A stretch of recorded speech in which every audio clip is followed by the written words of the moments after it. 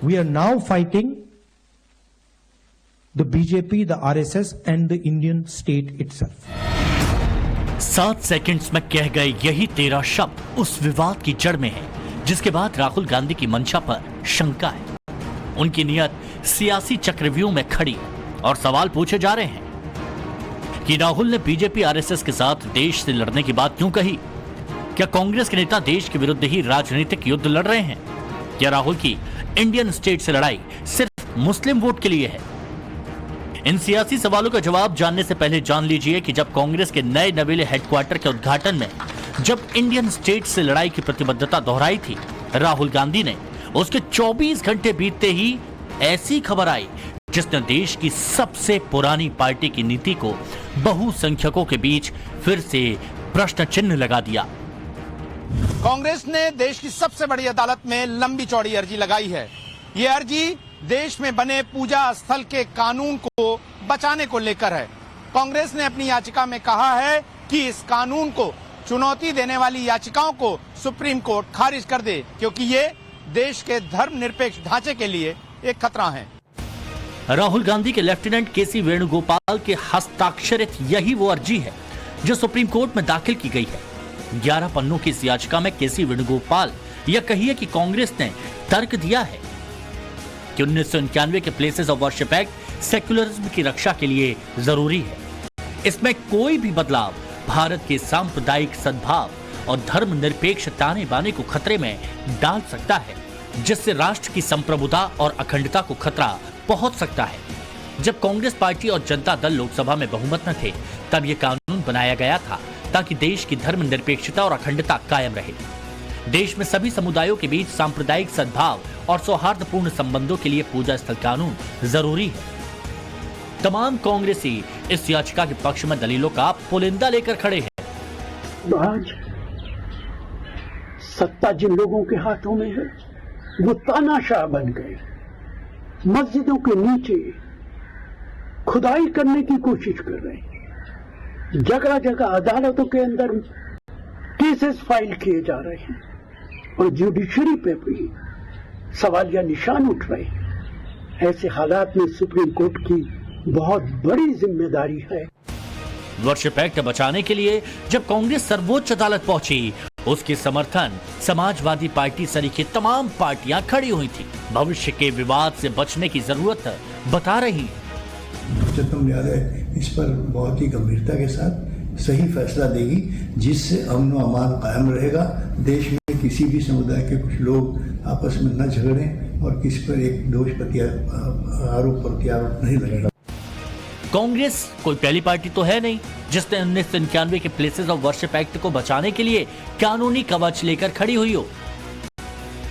दरअसल कांग्रेस पार्टी के साथ साथ बीजेपी का विरोध करने वाली पार्टियों की फहरिस्त लंबी है। ये तमाम पार्टियां इस कानून को बचाने के लिए सुप्रीम कोर्ट का दरवाजा खटखटा रही हैं। कुछ पार्टियों की तरफ से सुप्रीम कोर्ट में याचिका दाखिल की गई है, तो कुछ पार्टियों के सांसद और विधायक धर्मनिरपेक्षता को बचाने के नाम पर सुप्रीम कोर्ट का दरवाजा खटखटा रहे हैं। फिलहाल सुप्रीम कोर्ट में इस कानून पर सुनवाई जारी है। अब जरा जान लीजिए कि कौन कौन सी पार्टियां प्लेसेस ऑफ वर्शिप एक्ट के साथ खड़ी हैं। कांग्रेस से पहले असदुद्दीन ओवैसी सुप्रीम कोर्ट पहुंचे थे। स्टालिन की पार्टी डीएमके है। तमिलनाडु की सियासी पार्टी विद्युथलाई चिरुथेगल कच्ची यानी वीसीके है। राष्ट्रीय जनता दल के सांसद मनोज झा ने कोर्ट में अर्जी लगाई है। इसके अलावा Jamiat Ulemae Hind, all India Muslim personal law board, Gyanvapi मस्जिद का प्रबंधन करने वाली अंजुमन इंतजामिया मस्जिद कमेटी ने भी इस मामले में याचिका दायर की है। असदुद्दीन ओवैसी सरीखे नेता संभल का नाम लेकर कुछ यूं डरा रहे हैं। जब ये प्लेस ऑफ वर्शिप एक्ट बनाया गया था, उसका मतलब ये था कि देश में इंस्टेबिलिटी ना हो, दंगे ना हो और देश में अमन रहे। अब हम जो देख रहे हैं, खासतौर से संभल में जो हुआ, जिसमें एक ही दिन में केस फाइल हो गया और 1.5 घंटे के अंदर ऑर्डर भी मिल गया, सर्वे हो गया, फिर दूसरा सर्वे हुआ, उसके नतीजे में हम देखते हैं कि हिंसा हुई। हालांकि सिर्फ संभल की जामा मस्जिद ही विवादों के केंद्र में खड़ी नहीं है। देश के अलग अलग शहरों की कई मस्जिदें हैं जो इस वक्त कानून की देहरी पर हैं, जिसमें काशी की ज्ञानवापी मस्जिद है, मथुरा की शाही ईदगाह मस्जिद है। फतेहपुर सीकरी की जामा मस्जिद के मंदिर होने का दावा है। जौनपुर की अटाला मस्जिद में हिंदू संगठनों ने पूजा का अधिकार मांगा। बदायूं की शमसी जामा मस्जिद में नीलकंठ महादेव मंदिर होने के दावे पर 11 फरवरी को सुनवाई होगी। मध्य प्रदेश के धार में भोजशाला में मस्जिद बनवाने का विवाद सुप्रीम कोर्ट में है। मंगलुरु की जुम्मा मस्जिद के नीचे मंदिर होने का दावा अदालत में है और अजमेर शरीफ दरगाह में महादेव मंदिर होने के दावे पर 24 जनवरी को सुनवाई होनी है। यही वजह है कि खलबली सी मची हुई है। तमाम मुस्लिम संगठन और कांग्रेस समेत 5 सियासी पार्टियां उस प्लेसेस ऑफ वर्शिप एक्ट को बचाने के लिए सुप्रीम कोर्ट पहुंची हैं, जिसको कवच बनाकर काशी, मथुरा, संभल से लेकर बदायूं तक की मस्जिदों को यूं ही बरकरार रखा जा सकता है। अब खुलकर सामने आ गया कि कांग्रेस पार्टी किस प्रकार से वोट बैंक की सबसे बड़ी भाईजान बनना चाहती है। हमने देखा है कि फर्स्ट राइट ऑफ रिसोर्सेज एक समुदाय का हो, ये कांग्रेस पार्टी ने कहा है पूर्व में। कांग्रेस पार्टी ओबीसी और SC/ST आरक्षण भी मुस्लिमों को देना चाहती है। अब कैसे भेदभाव करती है। संविधान करने वाली Congress party places of worship act के डिफेंस में उतर आई है। मस्जिद की असलियत ढूंढने में कानूनी रोड़ा बने प्लेसेस ऑफ वर्शिप एक्ट को बचाने के लिए किस किस ने अर्जी लगाई है, ये बताएंगे। मगर उससे पहले जान लीजिए कि 1991 में बना ये कानून है क्या। भारत में अलग अलग धर्मों के पूजा स्थलों की मौजूदा स्थिति को जस के तस रखने के लिए 15 अगस्त 1991 को यह कानून लागू किया गया था। The places of worship act 1991 के सेक्शन 3 में दर्ज है कि 15 अगस्त 1947 के बाद धार्मिक स्थलों में कोई बदलाव नहीं होगा। इस एक्ट के सेक्शन 4(2) में प्रावधान है कि 15 अगस्त 1947 से पहले के विवाद पर कोई नया मुकदमा नहीं होगा। इसी कानून के सेक्शन 5 के तहत राम जन्मभूमि बाबरी मस्जिद विवाद को इससे अलग रखा गया। The places of worship act के सेक्शन 6 में यह दर्ज है कि अगर कोई व्यक्ति एक्ट के सेक्शन 3 का उल्लंघन करता है तो उसे 3 साल तक की सजा और जुर्माना भरना पड़ सकता है। तब राम मंदिर विवाद को थामने के लिए यह कानून बनाया गया था, मगर प्लेसेस ऑफ वर्शिप एक्ट को हिंदू पक्ष मानने से इनकार कर रहा है। तर्कों के साथ जो लोग इस कानून को बदलने के लिए सर्वोच्च अदालत पहुंचे हैं, उनमें बीजेपी नेता और एडवोकेट अश्विनी उपाध्याय, सुब्रमण्यम स्वामी, कथावाचक देवकीनंदन ठाकुर, काशी की राजकुमारी कृष्णप्रिया, धर्मगुरु स्वामी जितेंद्रानंद सरस्वती, रिटायर्ड आर्मी अफसर अनिल कंबोत्रा, एडवोकेट चंद्रशेखर, रुद्र विक्रम सिंह सरीखे लोग हैं। इन लोगों ने प्लेसेस ऑफ वर्शिप एक्ट 1991 को असंवैधानिक घोषित करने की मांग की है। The places of worship act 1991 को चुनौती देने वाले हिंदू पक्ष का तर्क है कि यह कानून उनके जुडिशियल रेमेडी के मूल अधिकार को उनसे छीनता है, जो कि संविधान के मूल ढांचे के खिलाफ है। दूसरा तर्क यह है कि यह कानून भारत के संविधान की धर्मनिरपेक्षता और कानून के शासन के सिद्धांतों का भी उल्लंघन करता है। लिहाजा 34 साल पुराने इस कानून को रद्द कर देना चाहिए। यही वजह है कि the places of worship act की खिलाफत करने वाले आक्रोशित हैं। कांग्रेस ने एक बात तो यह कही है कि इस कानून से सेकुलरिज्म मजबूत होता है। इस कानून से सेकुलरिज्म मजबूत नहीं होता है। इस कानून से हिंदुओं का फंडामेंटल राइट का वायलेशन होता है। हिंदुओं को भी राइट टू आइडेंटिटी है। इस कानून की वजह से हम अपनी पहचान को पुनः प्राप्त नहीं कर पा रहे। इस कानून की वजह से हमारा राइट टू जस्टिस वायलेट हो रहा है। इस कानून की वजह से हमारा राइट टू रिलीजन वायलेट हो रहा है। इस कानून की वजह से हमारा राइट टू कल्चर वायलेट हो रहा है। इस कानून की वजह से हमारा राइट टू सोवरेनिटी वायलेट हो रहा है। जब काशी, मथुरा, संभल की मस्जिदों में मंदिर के अस्तित्व की खोज की रोक के लिए वर्शिप एक्ट को मजबूत करने कांग्रेस सरीखी पार्टी अदालत पहुंची है, तो लोग क्या कह रहे हैं वो भी सुनिए। ना हम हिंदू हैं ना मुसलमान हैं, सबसे बड़े हम इंसान हैं। हमें इंसानियत सिखानी है।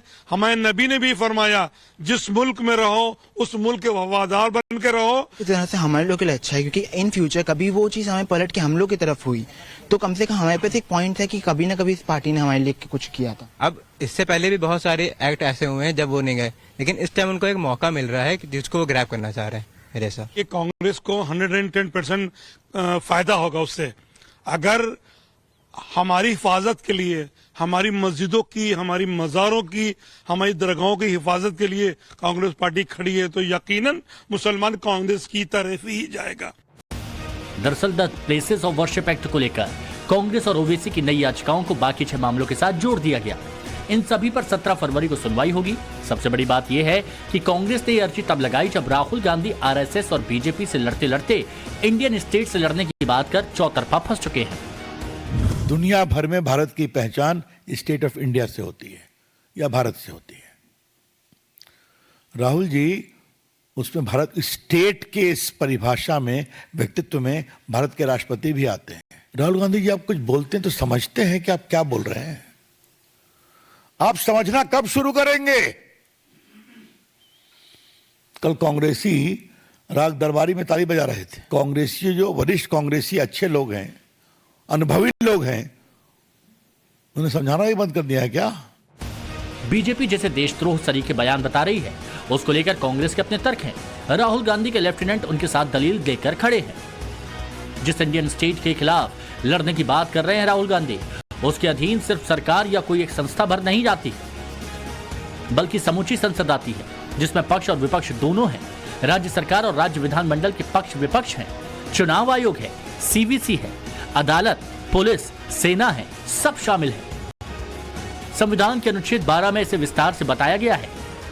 स्टेट माने हर वो सरकारी निकाय, हर वो संस्था जो स्टेट से गवर्न होती है, रेगुलेट होती है, और इसमें गवर्नमेंट भी है, पार्लियामेंट ऑफ इंडिया भी है, स्टेट्स की गवर्नमेंट भी है, और तमाम ऐसी लोकल अथॉरिटीज हैं जो कि गवर्नमेंट के रेगुलेशन से चलती हैं। तो बेसिकली स्टेट पूरे देश का एक ऐसा कॉन्सेप्ट है जो इस देश को संवैधानिक रूप से चलाता है।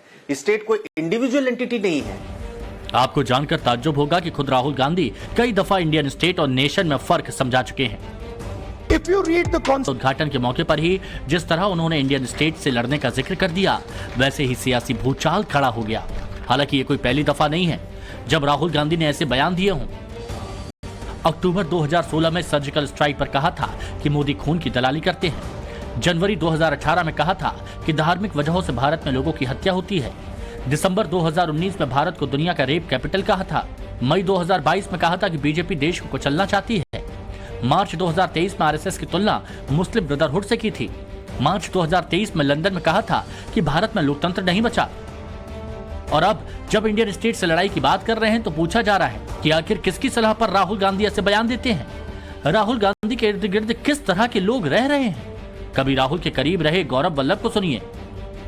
राहुल गांधी जी की टीम में वही व्यक्ति रह सकता है जिसके विचार घोर वामपंथ से जुड़े हुए हो, जिसके विचार भारत के विकास के खिलाफ हो, जिसके विचार भारत में लोगों के जीवन के अपलिफ्टमेंट के खिलाफ हो, जिसके विचार महिलाओं के आत्मसम्मान के खिलाफ हो, जिसके विचार युवाओं के रोजगार के सृजन के खिलाफ हो, जिसका एक ही विचार हो कि अपनी राज्यसभा की सीट कैसे सुरक्षित रखें। जो भी हो, लेकिन राहुल गांधी के शब्दों में इसका असर दिख रहा है। हालांकि न सिर्फ शब्द में बल्कि देश के मूड के खिलाफ, मथुरा, काशी और संबल में सनातनी अस्तित्व की खोज के खिलाफ जब कांग्रेस पार्टी ही अदालत पहुंच रही है, तब पूछा जा रहा है कि क्या राहुल गांधी का इंडियन स्टेट से लड़ाई मुस्लिम वोट के लिए है? Bureau report, times now of Bharat.